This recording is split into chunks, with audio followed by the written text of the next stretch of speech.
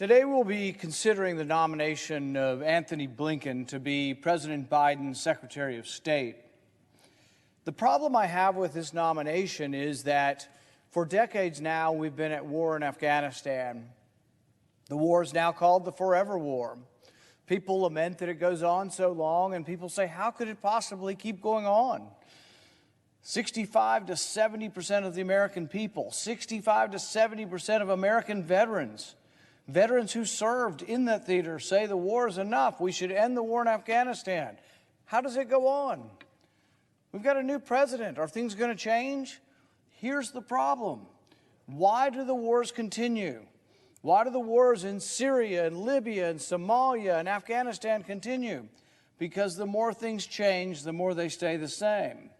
Mr. Blinken has been a full-throated advocate of military intervention in the Middle East for 20 years. We're fooling ourselves if we think we're going to get a new policy. We're going to get more of the same. In his hearing, I said to him, the problem isn't that we don't compromise or that we don't have bipartisan consensus. The problem is we have too much bipartisan consensus for war. For 20 years, he has advocated for military intervention. He advocated for the Iraq War, as did the president. President Biden was also an advocate of the Iraq War. Now, later on, they say, well, the war wasn't that great of an idea, but we were lied to by George Bush and the intelligence.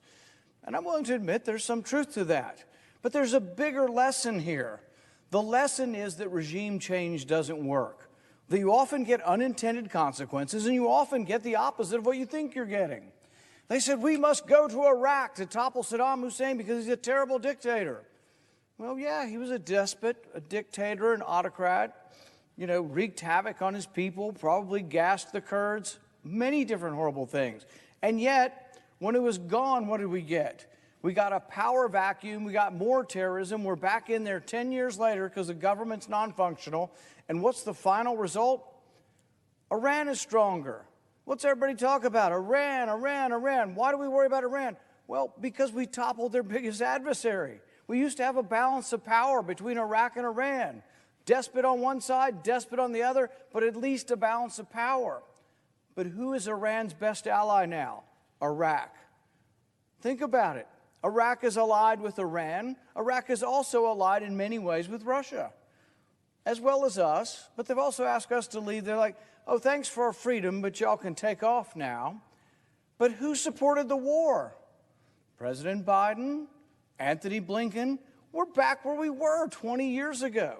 Now, like I say, there's some retrenchment, there's some backing off of the position, but I don't hear from either President Biden, candidate Biden, or from Antony Blinken that regime change is wrong. Now, if it were wrong, you would expect there was a learning from the Iraq War, and they would say, okay, now when we're in charge, we won't do the same. But it turns out when we had an Obama administration with Blinken and the other military interventionists in a supposedly progressive administration, we got more war. They went into Libya. But once again, the same sort of idea, the idea that regime change works and that we will topple this terrible dictator Gaddafi, and out of the mist, out of the embers, out of the fire will arise Thomas Jefferson. The Thomas Jefferson of Libya will take over and freedom will reign. Didn't work out so much. So Mr. Blinken in his hearing admitted as much. He said, well, maybe we overestimated the possibility that there would be rivals to replace him. You think?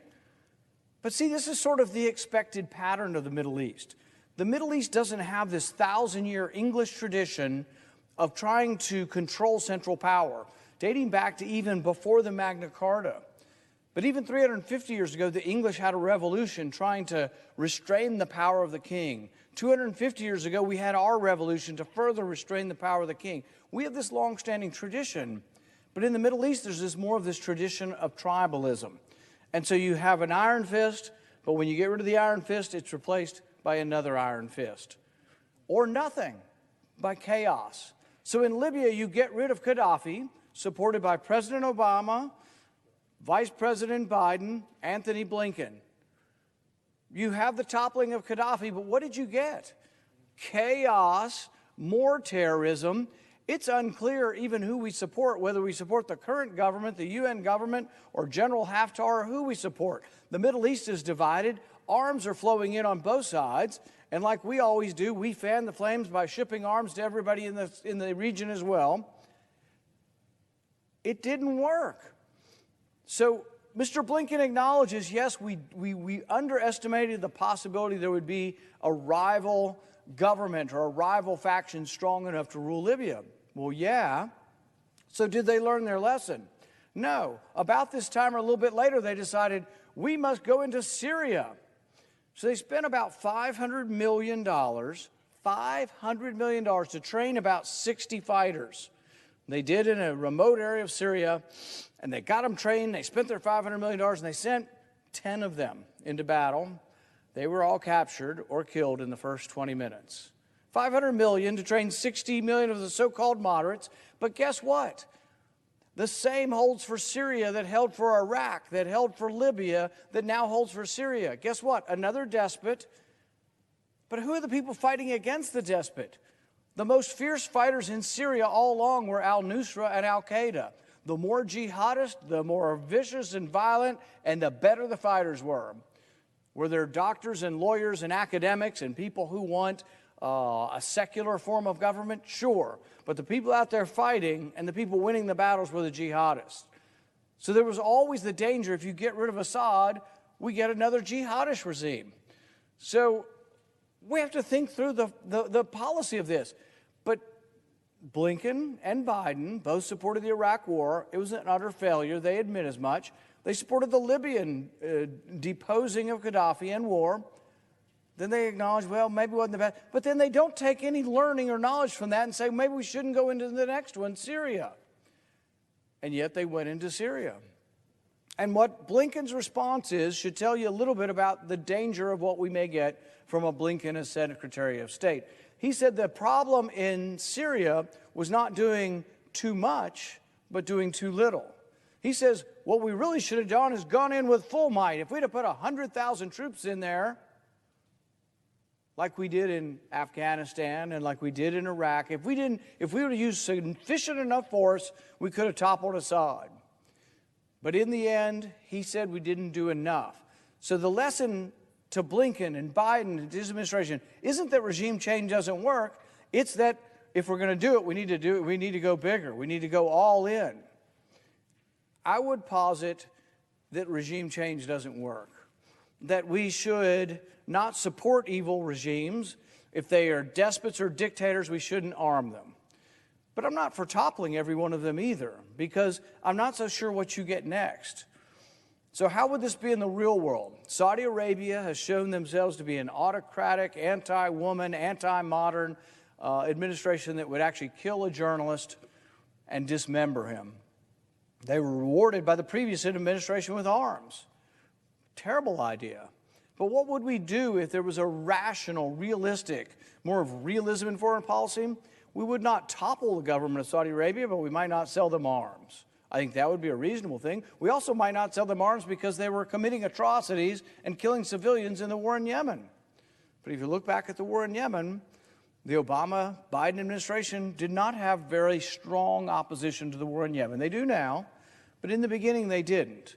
And so the supplying of weaponry and bombs and smart bombs to Saudi Arabia occurred under the Obama-Biden administration and then was continued under the Trump administration. So we have to ask ourselves, we have so many unintended consequences, how will we ever, make things different? Now, our founding fathers envisioned something different. Our founding fathers envisioned that war should be difficult. It was James Madison who said that the executive branch is most prone to war, and therefore the Constitution, with studied care, vested that power in the legislature. To declare war was to be split between the House and the Senate, and by a majority vote to declare war. We don't do that. It's passé. Oh, that's an anachronism, some say. And when Antony Blinken is asked about this, when he's asked about a use of authorization of force, he's asked, do you need it? And this was when he was working for the Obama-Biden administration. He says, oh, we would welcome discussion and debate and advice from the Senate, but we don't really need it. He's not alone in this. This isn't a Democrat-Republican thing. This is most of the foreign policy establishment in both parties, particularly once they work for a president, will tell you they really, they'll listen to your advice. Oh, we really welcome you coming down. Please come down. We'd love to sit down and have tea. But really don't tell us what to do. We can do whatever we want under Article 2. And you think, well, gosh, that sounds harsh. It sounds like you're describing Blinken as some sort of John Bolton. Yeah.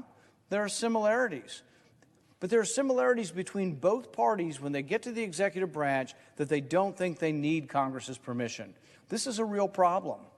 So some in the Senate have tried to narrow the definition of where war would be, and I looked at their narrower definition last time, and I said, well, yeah, you'd narrow it from the whole world to 24 countries. I don't want to be at war in those 24 countries either. Think about it. We have more military action in Africa right now than we do in the Middle East. So Somalia, Mali, all throughout Africa, we got troops. We had 4 soldiers die a little over a year ago in Mali, and it's like, people were like, we have 800 soldiers in Mali? No one even knew. People in the Armed Services Committee were like, we have 800 soldiers in Mali? And yet that goes on without our permission, without a vote of the people's representatives, without consulting the people at all. It just goes on and on and on. So my opposition of Mr. Blinken to be Secretary of State is not so much because I oppose the administration, it's because I oppose the bipartisan consensus for war. If we're ever to end these wars, we're going to need to not keep nominating the same retreads who have gotten us into these wars. So I will vote against Mr. Blinken because I'm against war. I'm against war that's not declared by Congress. I'm against war that is executed primarily by the president. I'm against them doing it without the permission of the people. So I will oppose Mr. Blinken's nomination. I don't think I'll get many people from the other side. It's difficult to vote against nominees of one's own party. But I will say that if we're ever to end war, we need to have a real discussion in this body about when we go to war, whether or not we have to declare war, and we have to talk about whether our involvements have worked in the Middle East, whether or not there's unintended consequences. And instead of saying, oh, it's just George Bush's fault, it was faulty intelligence. Yeah, there's some truth to that. But it's really about regime change. It's about the idea that we know what's best for everyone else, and that by putting a new regime involved in a country in the Middle East, somehow it's going to be better. It usually turns out worse. So, Mr. President, I hope my colleagues will today consider voting against Mr. Blinken because I think he's more of the same. Thank you.